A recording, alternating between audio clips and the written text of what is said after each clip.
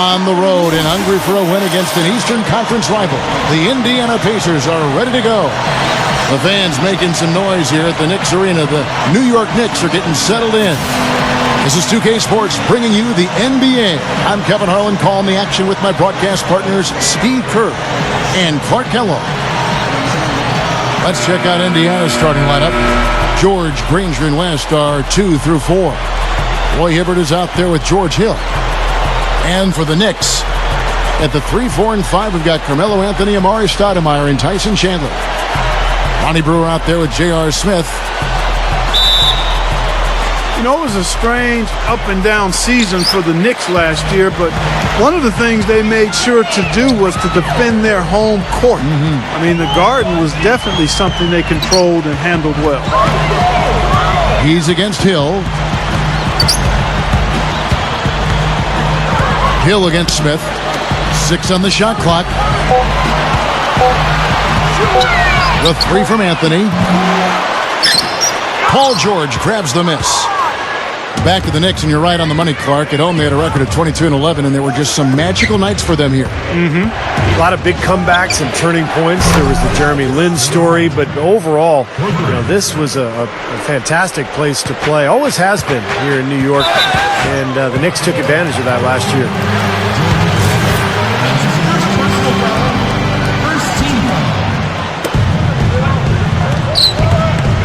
It's Carmelo Anthony on the wing.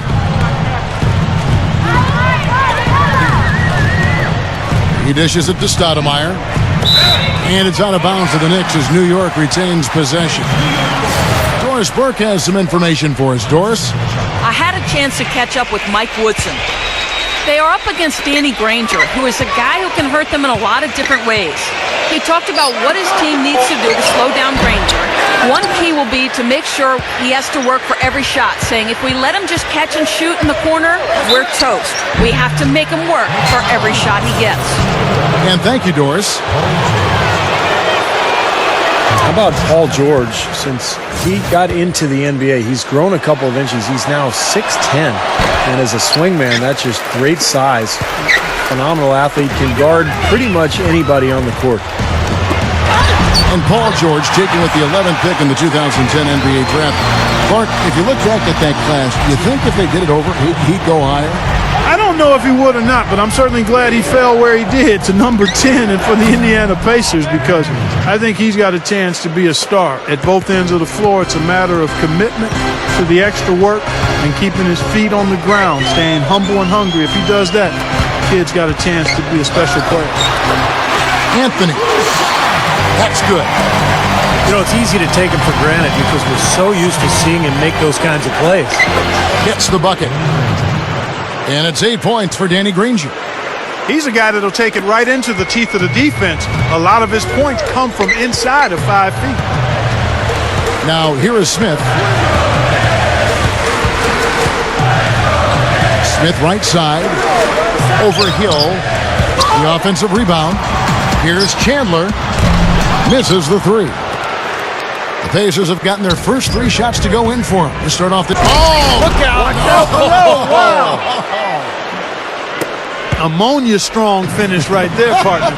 You hear me? That was ammonia strong. Yeah, ripped it down with 2 hands. That's about as high percentage as you can get. That drops. They have no answer for him. He's just putting on a dominant display of offense. Left side, Chandler.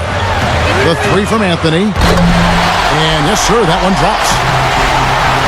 Anthony's got 5 points so far. That's a defensive let-up right there. I mean, they've got to close down on him quicker when he's in three-point range.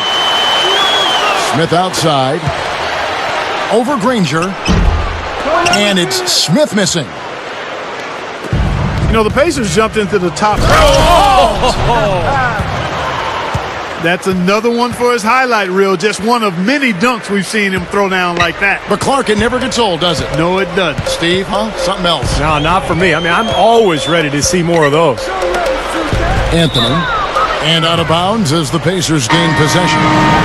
That's not what they needed there, that's for sure. And a whole new group out on the floor right now for the Knicks. So an entirely new group in now for Indiana. Mahimi's checked in for Hibbert. Hansbrough comes in for David West. Green, he's checked in for George. And DJ Augustine subbed in for George Hill. And it's Granger. Oh, ridiculous. What a move. Tore it down that time. What a start they've gotten off to. A big lead for them, and we're not even out of the first quarter yet. And it's not just their hot offense here. I mean, they're playing very strong defense too, guys. And the Knicks decide to take their first time out here.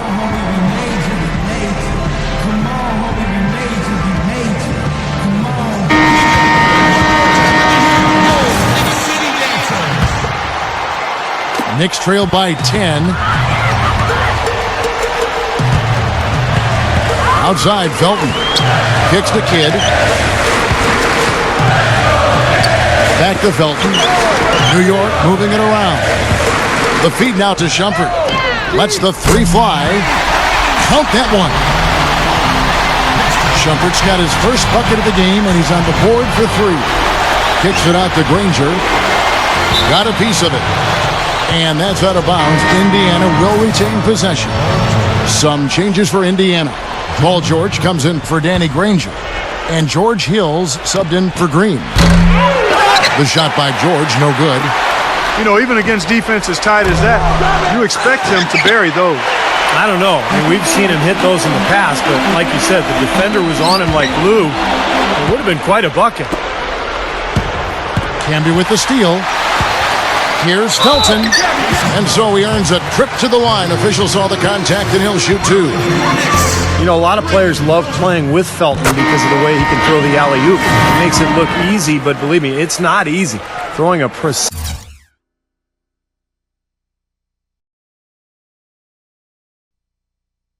alley-oop is kind of an art form in this league. You got to put it right on the money and anticipate when that leaper is going to get to the spot. Right. Art form is a good way to describe it. Felton makes it look so easy, but, you know, it really is a play that requires a very good understanding between teammates as well. And sometimes I think we just forget that communication that is so necessary. It's tipped. Hansbrough with the ball. Looking for his first bucket of the game. West dishes to Granger. And no good trying to get that one. The offense coming from now the second quarter getting ready to start up. And when you consider how the Pacers are doing, Steve and Clark, what do you think? And they're really keying in on getting as many good shots inside the lane as possible. They're doing a nice job of not just settling for outside looks. Yep, I agree. I mean, they're working it inside and doing it with intention and purpose. In a moment now to reset the lineups, courtesy of Gatorade, all fueled up for the second quarter of basketball. And so in the game for the Pacers. Green is out there with Tyler Hansbrough. Then there's Ian Mahimi. Then it's George Hill. And it's Augustine in at the 2 spot. And Doris Burke has something for us. Hey, Doris. Well, guys, Knicks coach Mike Woodson asked Amari Stoudemire to spend his summer working on developing his low post moves. Amari said, "It's actually great because I've never had a coach that asked me to work on my low post game. I've been a pick and roll player my whole career. Being able to shoot the ball from outside and also have a quick first step is an advantage for me. And now to apply some low post moves will even be that much better." Kevin, you have to love the arsenal. A scary thought. Thanks, Doris. And a smart move. I mean, if he loses some of his quickness, he can still use his strength on the low block. Looking at who's out there now for the Knicks. Marcus Camby. He's checked in for Chandler. Brewer comes in for Shumpert. And J.R. Smith subbed in for Raymond Felton. Smith with it. Now Green defending. Out to Anthony. Over George. The shot by Anthony, no good. And guys, I think Roy Hibbert is one of the best stories from a year ago. First-time All-Star. He worked so hard to strengthen his lower body. And then you see the difference as far as what it meant to him at both ends of the floor. Really throwing his weight around inside, but also using that skill to step outside. Here's Green following the basket made by Marcus Camby. Offensive rebound. They kick it out to Green. Three-pointer, and that one's good. And the Pacers lead by 14. New York calls timeout. And Roy Hibbert out of Georgetown, 7'2", and even among NBA players, you see him walk out on the court and you think, man, is this guy big. And, Kevin, he's gotten better at using that size, that big body of his, both offensively and defensively. Really did a good job of being able to defend and protect the paint aggressively without fouling as much as he did in his first 3 years. Catching up on the changes for New York. Novak's checked in, and it's Iman Shumpert in for Ronnie Brewer. And here's Felton from the arc, and that one's good.